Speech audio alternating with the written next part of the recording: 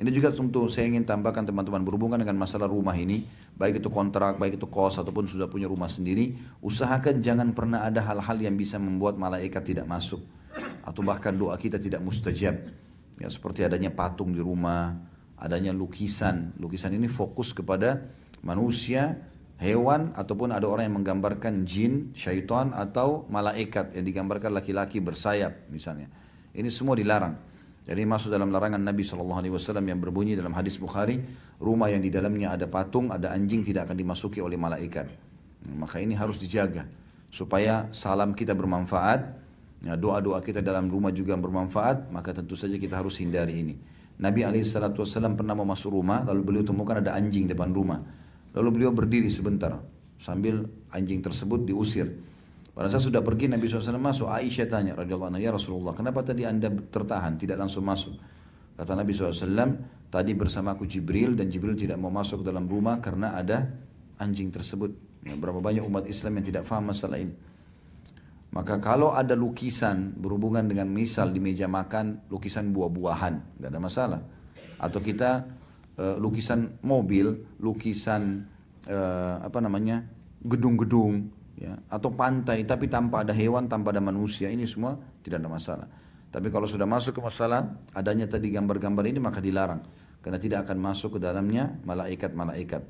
Kami juga punya pengalaman dalam masalah bab ruqyah, mengobati orang-orang yang kena sihir. Subhanallah, sihir itu akan mudah cepat di ruqyah di sebuah rumah atau seseorang kalau memang dasarnya dia sendiri mau mengobati dirinya, ikhlas kepada Allah, minta pertolongan agar disembuhkan. Lalu dia harus membebaskan rumahnya dari hal-hal seperti ini.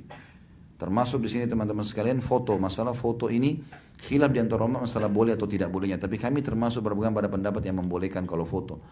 Karena Syekh Utsaimin rahimahullah berkata foto itu seperti orang yang melihat dirinya di cermin. Jadi kita pakai baju apa, warna kulit kita seperti apa, ya keluarnya seperti itu.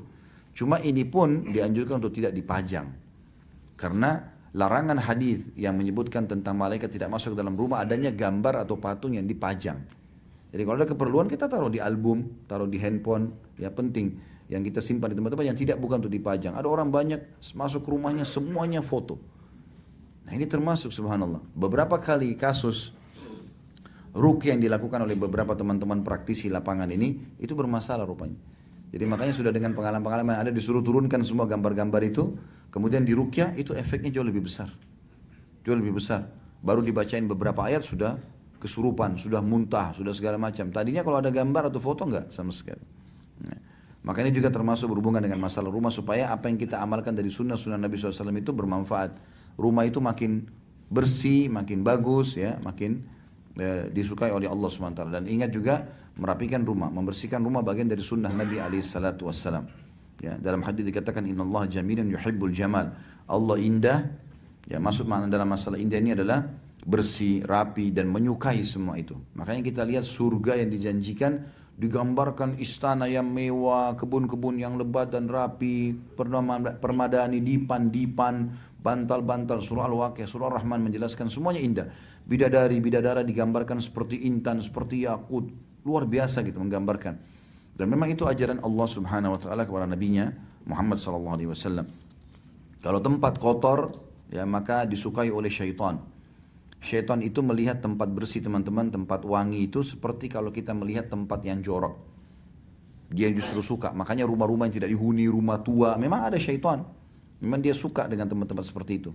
Dan kalau dibersihkan maka tentu saja akan aman. Allahu a'lam.